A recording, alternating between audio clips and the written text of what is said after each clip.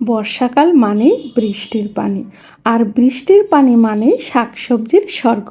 এই দেখুন, আমি ছাদ থেকে তুলছি টাটকা পুঁইশাক।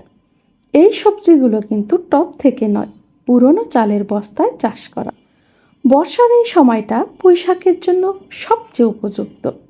শুধু বস্তায় কিছু মাটি, জৈব সার আর একটু ভালো যত্ন, এটুকু চাইলেই আপনি প্রতি মাসে নিজের ছাদ থেকে তুলতে পারবেন এমন টাটকা শাক। এই শাকগুলো কোনো কেমিক্যাল ছাড়া একদম প্রাকৃতিকভাবে বড় হয়েছে। বৃষ্টির পানি ঝরেই দিয়ে দিয়েছে সেচের খরচ, আর বাড়তি সার প্রায় লাগবে না। দেখুন কত সুন্দর করে পাতা ছড়িয়েছে। আপনারা যারা ছাদে বা বারান্দায় ছোট জায়গায় কিছু করতে চান, তাদের জন্য এটা দারুণ একটা আইডিয়া। 3-4টা বস্তা থাকলে মাসে দুবার বাজার থেকে শাক কিনতে হবে না, আর বাড়ির সবার জন্য থাকবে একদম নিরাপদ খাবার। সুস্থ থাকুন, সবুজ থাকুন।